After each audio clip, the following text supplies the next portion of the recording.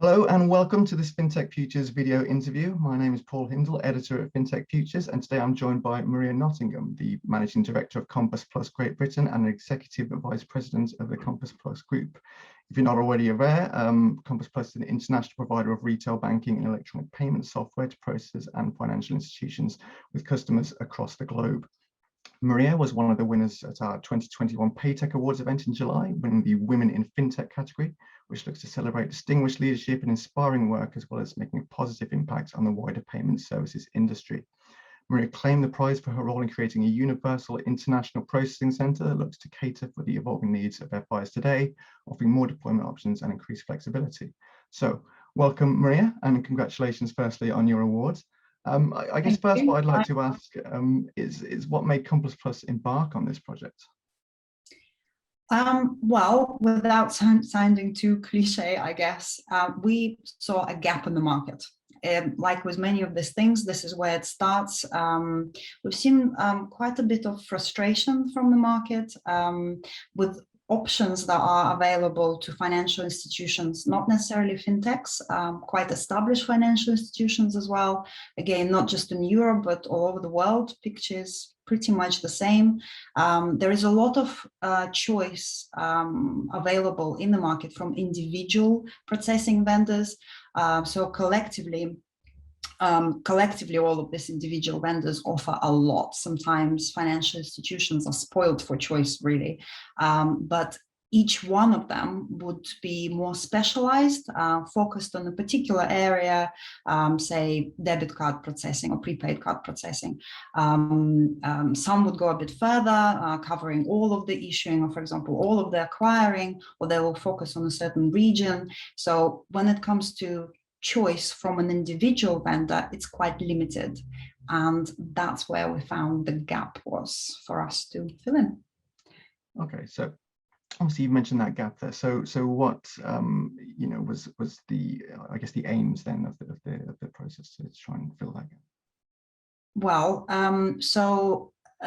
when financial institutions are looking for a vendor, it's a lengthy process, sometimes quite stressful. We've seen financial institutions invite up to 35 vendors into tender process. After first stage, it would probably go down to maybe 18, 15, but still quite a lot. That's why I'm saying the choice is there. On the surface, that's how it looks. That's why I said they're spoiled for choice. So there is not necessarily any problem when the processing vendor is first selected. However, the problems start to arise later on down the line. So you can have this initial idea that the financial institution has, that it will be implemented, give or take. But generally, it's not a problem. You will get it out there quickly, satisfying your initial requirements, maybe near future requirements too. But a year, 2 years, 3 years down the line, your chosen vendor might start holding you back somewhat, and because your strategy may change. FI strategy can change. Payment industry always has quite a pace of development. Maybe goals will change, scale will grow, business will develop into other areas. For example, from prepaid, maybe you would like to offer credit cards. Maybe you would like to offer some digital solution, digital wallets. Maybe even you try to move from issuing to acquiring, or vice versa. We've seen it go both ways in acquiring side of things. For example, an e-commerce acquirer would like to go into post-terminal acquiring. Sometimes ATM acquiring could be on the cards as well, and so on. The next step where the problem could be is geographies. This is where really not a lot of processors can support this. We're talking a handful at that point globally, all quite well-known name. Obviously, I'm not going to list them, but for example, and I'm talking not just today. We were processing, say, in UK, and tomorrow I'd like to go into Spain, and thereafter I would like to go to France. No, more global. Think more global. For example, Europe today, A year down the line, I want to go to Brazil. A year down the line, it's Singapore, then maybe UAE, and so on. And it really is a problem for a lot of processors. And even those, well, maybe 5 really globally that can do that, it becomes very expensive, because usually what you find is that it's 2 separate installations. So one would be for Europe. If you want to go, say, Singapore, it will be another installation. At this point, you have 2 installations, 2 lots of costs. That's it. Costs escalate immediately. Same thing going between, say, issuing and acquiring. Usually these very established global processing centers that are offering this in the market, they would have separate systems that run issuing and acquiring. Integration becomes an issue straight away, because those are completely separate systems. That omni-channel that everyone wants to achieve and strives for becomes not even elusive, it becomes mystical at this point. It's pretty much impossible. Integration means there are multiple points of failure, and the more systems you've got like this, the more tricky it becomes. Time to market starts to increase, and so on.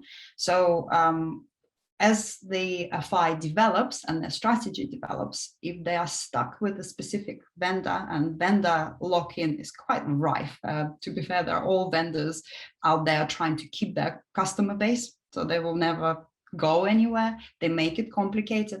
And so what could a financial institution do? They try to work with the existing vendor, but as I said, time to market becomes a problem. It becomes expensive. Some processing centers, well, their strategy just doesn't align. They are not interested in going into that direction. So, well, you're basically stuck. At that point, you might want to go to a different vendor. Then you have 2 processing centers.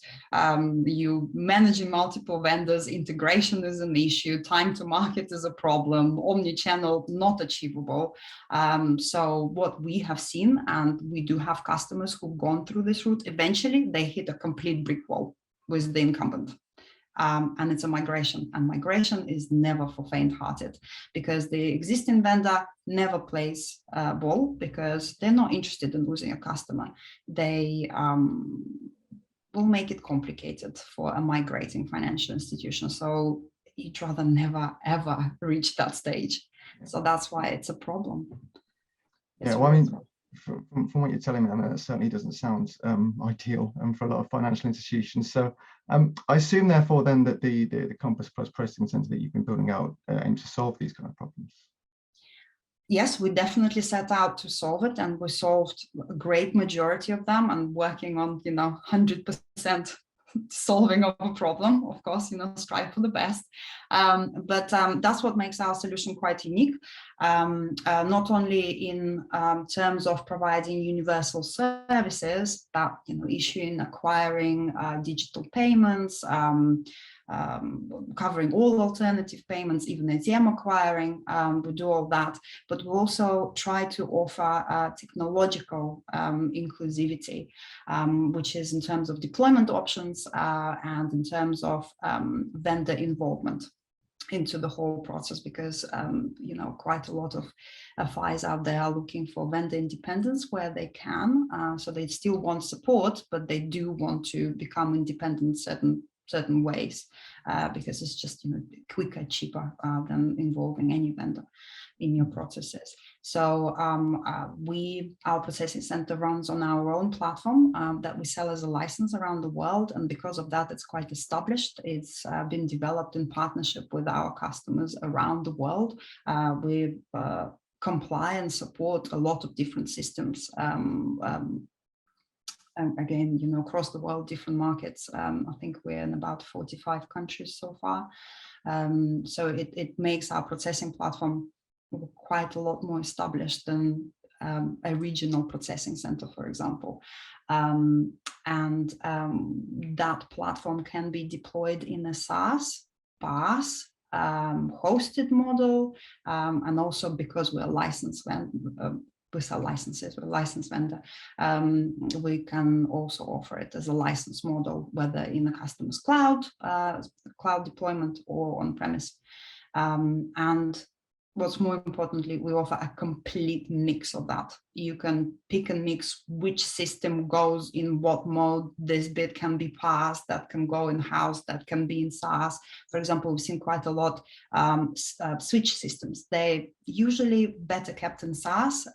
There's not a lot of differentiation. It's just a robust, fault tolerant, scalable, able to support payment schemes, local, domestic, international, regional.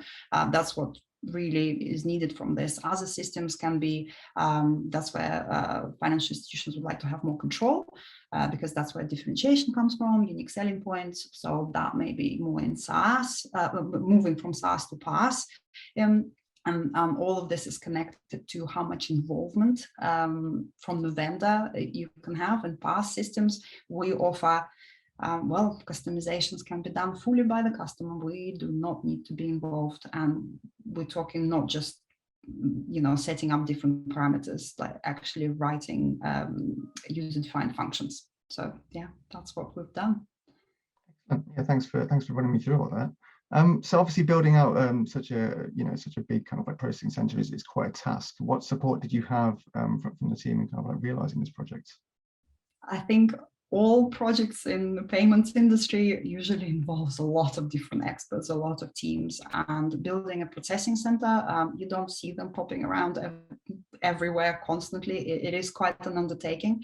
So I have quite a large team actually, and it covers everything from compliance, networking, system administrators, implementation engineers, project managers, obviously software developers, experts from every aspect possible, from technical side, but also business development team, product marketing team, analysts.